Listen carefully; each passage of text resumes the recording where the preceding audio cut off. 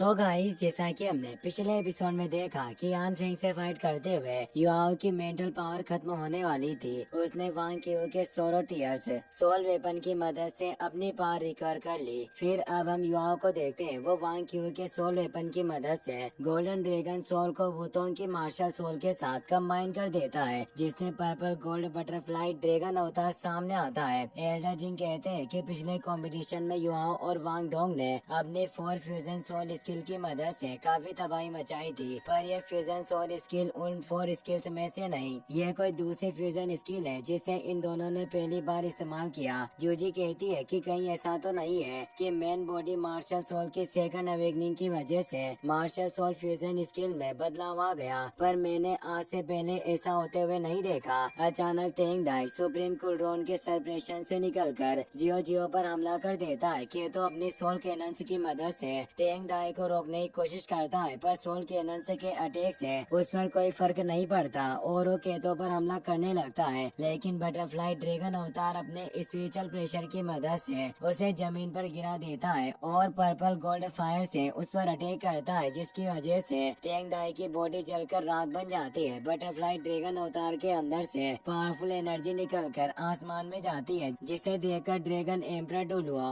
लोंग Shao याओ चौंक जाते हैं। वो कहते हैं कि आखिर इसके पास ड्रैगन गॉड का ऑरा कैसे आ गया। बटरफ्लाई ड्रैगन अवतार को देखकर जोंगली वो के भी होश उड़ जाते हैं। वो कहते हैं कि आखिर एक फ्यूजन सोल स्किल से सोल पावर इतनी ज्यादा कैसे बढ़ सकती है। भले ही मार्शल सोल के कल्टिवेशन को बदला जाए, पर मैंने कभी भी एक मार्शल सोल फ्यूजन स्किल का बेसिक एट्रीब्यूट को इस तरह बदलते हुए नहीं देखा। ये सच में काफी हैरानी की बात है। अचानक बॉन ड्रैगन की बॉडी से पावरफुल एनर्जी रिलीज होती है और यान फेंग की भी पावर बढ़ जाती है। वो कहता है कि भले ही मैं अकेला बचा हूँ, पर मैं अकेला भी इस बैटल को जीतने की ताकत रखता हूँ। जोई कहती है कि यान फेंग की पावर भी अचानक बढ़ गई। मुझे समझ नहीं आ रहा कि उसने किस तरह की इविल सोल मास्टर टेक्निक का यूज किया। इस तरह तो यान फेंग की पावर 8 रिंग सोल डूलो के बराबर पहुँच गई है। तभी बिंग बिंग अपनी नींद से जाग जाती है, जिससे युवा बहुत खुश होता है। दरअसल किलर स्काई सिटी के डिस्ट्रक्शन को रोकते वक्त बिंग बिंग की सोल पावर ज्यादा खर्च हो गई थी, जिसे रिकवर करने के लिए वो गहरी नींद में थी।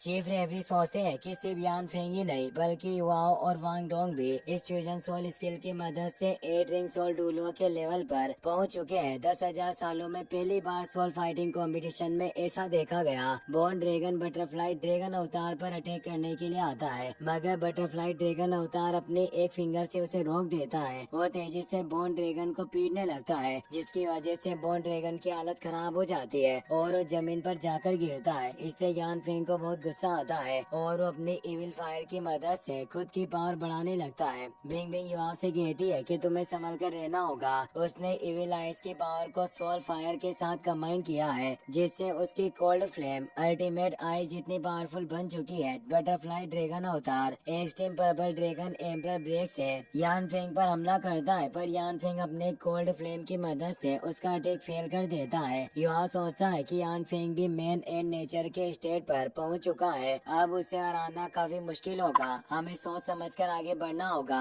अगर हमने जल्दबाजी की तो हमारा सारा प्लान बर्बाद हो जाएगा। बिंग बिंग बॉन ड्रैगन को अपने आइस केज में कैद कर देती है। वो स्नो इम्प्रेस साथ में कंबाइन होकर आइस स्नो गर्ल में ट्रांसफॉर्म हो जाती है। बॉन ड्रैगन आइस केज से निकलकर बटरफ्लाई ड्रैगन अवतार पर हमला करने लगता है, मगर बटरफ्लाई ड्रैगन अवतार उसे पकड़ लेता है। वो स्नो इम्प्रेस और बिंग बिंग के साथ मिलकर बॉन ड्रैगन पर हमला करता है, जिसकी वजह से बॉन ड्रैगन स्नो बॉल में कैद हो जाता है। Ice snow girl cold sword से उस पर अटैक करती है, जिसकी वजह से यान फेंग की हालत खराब हो जाती है और उसके मुंह से ब्लड आने लगता है। Ice snow girl Yan Feng को अपने ice and snow pride land में लेकर जाती है। बटरफ्लाई ड्रैगन अवतार Tian Meng snow empress Bing Bing golden dragon spiritual ice और लाइट गोडेस बटरफ्लाई की 6 मार्शल सोल्स को कंबाइन करके बटरफ्लाई डांस ड्रैगन रोअर से यान फेंग पर अटैक करता है, जिसकी वजह से यान फेंग बहुत बुरी तरह से घायल हो जाता है। चीफ रेफरी कहते हैं कि मुझे लग रहा था कि वाओ और वांग डोंग की फ्यूजन सोल स्किल सिर्फ 8 रिंग सोल मास्टर जितनी स्ट्रॉन्ग है, मगर मैं गलत था। इनका आखिरी अटैक एक टाइटल डुलुओ के लेवल पर पहुंच चुका है। युआओ यान फेंग से कहता है कि मैं मानता हूं कि बिना मार्शल सोल फ्यूजन स्किल के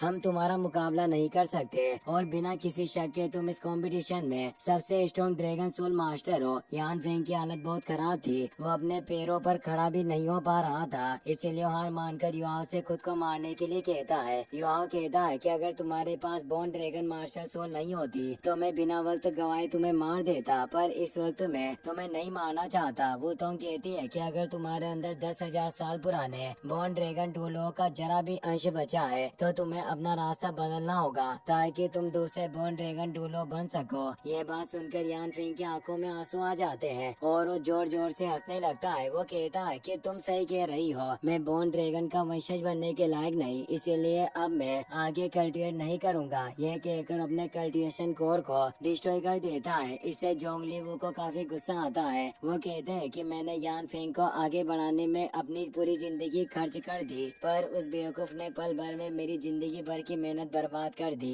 चीफ रेफरी टैंक सेक्ट को विनर बना देते हैं, जिससे टैंक सेक्ट फाइनल में पहुंच जाता है और सब लोग उनके लिए चीयर करने लगते हैं। इससे जोंगली वू को काफी गुस्सा आता है। वो तियान रेन से कहते हैं कि आपको फिक्र करने की जरूरत नहीं, मैं अपने स्टूडेंट को उसकी गलती की सजा दूंगा और टैंक सेक्ट को भी सबक सिखाऊंगा। बैटल खत्म होने के बाद वीणा और जियो जियो टैंक सेक्ट के पास जाती है। वीणा कहती है कि किसी को नहीं पता कि फाइनल बैटल किस वक्त और कहां होगी। हमारे जासूसों ने खबर दी है कि सन मून एम्पायर अपनी आर्मी को काम पर लगा रहा है। जोई कहती है कि सी गॉड पवेलियन के एल्डर्स वॉर में तुम्हारा साथ देने के लिए तैयार है। ये बात सुनकर वीणा खुश हो जाती है। वो कहती है कि दुश्मन हमारे सामने है, अगर हम सब साथ मिल जाए तो आसानी से सन मून एम्पायर के प्लान को बर्बाद कर सकते हैं, बस हमें संभल कर आगे बढ़ना होगा। दूसरी तरफ तियान रेन के ऑर्डर पर सन मून एम्पायर की आर्मी तीनों डायरेक्शन में 9 लेवल सोल टूल तैनात कर देते हैं, जिससे जूजी काफी घबरा जाती है और उसे युवाओं की फिक्र होने लगती है। वो तो युवाओं से कहती है कि कल रात सोल टूल कंपटीशन का फाइनल है, क्या तुम और सेकंड ब्रदर के तो सच में फाइनल में हिस्सा लेना चाहते हो। युवाओं कहता है कि अगर मैं फाइनल के पहले अचानक गायब हो गया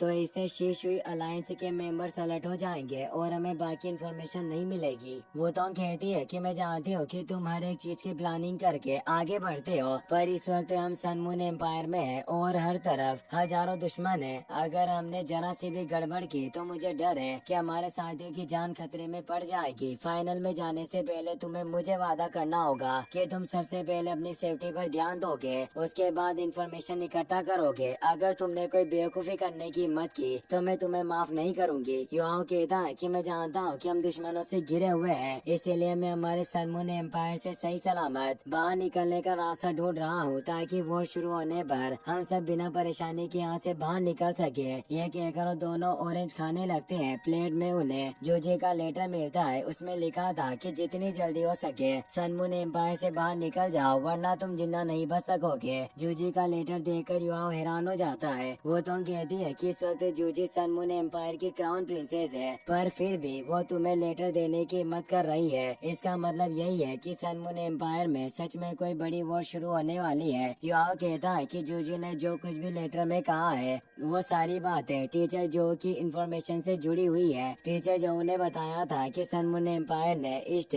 नॉर्थ और साउथ साइड में 9 लेवल सोल टूल सेट किया है। उनकी मदद से वो किसी भी वक्त हमारे ऊपर अटैक कर सकते हैं। अगर एक से ज्यादा 9 लेवल सोल टूल हो तो उनकी मदद से एक टाइटल डूलो को आसानी से मारा जा सकता है, यहाँ तक कि एक सुपर डूलो को बुरी तरह से घायल किया जा सकता है। वो तो कहती है कि सन मून एम्पायर ने वेस्ट साइड में कोई सोल टूल सेट नहीं किया, उस डायरेक्शन का डिफेंस काफी कमजोर है और सिर्फ उसी जगह से हम बाहर निकल सकते हैं। मगर मुझे डर है कि वेस्ट डायरेक्शन में सन मून एम्पायर ने कोई जाल बिछा रखा होगा। अगर हमने जल्दबाजी की तो हमारी जान खतरे में पड़ जाएगी। युवाओं कहता है कि सन मून एम्पायर यही चाहता है कि हम जल्दबाजी में आकर गलत फैसला लें और वो हमें खत्म कर दे। इन सब चीजों से बचने के लिए हमें शांति से सोचकर समझकर कल रात को सारा फैसला लेना होगा। ये बातें करने के बाद युवाओं केतों के साथ सोल टूल कॉम्पिटिशन के लिए चला जाता है। उन्हें देखकर चेन खुश हो जाता है। वो कहता है कि आप एकदम सही वक्त पर आए, फाइनल बस कुछ ही वक्त में शुरू होने वाला है। हाओ कहता है कि ये सब बातें छोड़ो और मुझे बताओ कि तुमने मेरे रेयर मेटल्स का इंतजाम किया या नहीं। चेन कहता है कि आपको फिक्र करने की जरूरत नहीं, मेरा गार्ड आपके साथी के पास पहुंच चुका है। मुझे यकीन है कि कुछ ही वक्त में आपको रेयर मेटल्स मिल जाएंगे। दूसरी तरफ संशी अपना रूप बदलकर चेन के गार्ड को पैसों से भरा बैग दे देता है। गार्ड बैग लेकर मिंगदू सिटी से बाहर एक खंडर में आता है। गार्ड एक आदमी को बैग देकर कहता है कि जो रेयर मेटल्स तुमने हमें दिए थे वो सब बिक चुके हैं और ये उन्हीं मेटल्स के पैसे हैं। बैग लेकर वो आदमी खंडर के अंदर चला जाता है। संशी छिप कर ये सब देख लेता है। इसी के साथ ये एपिसोड यहीं पर खत्म हो जाता है।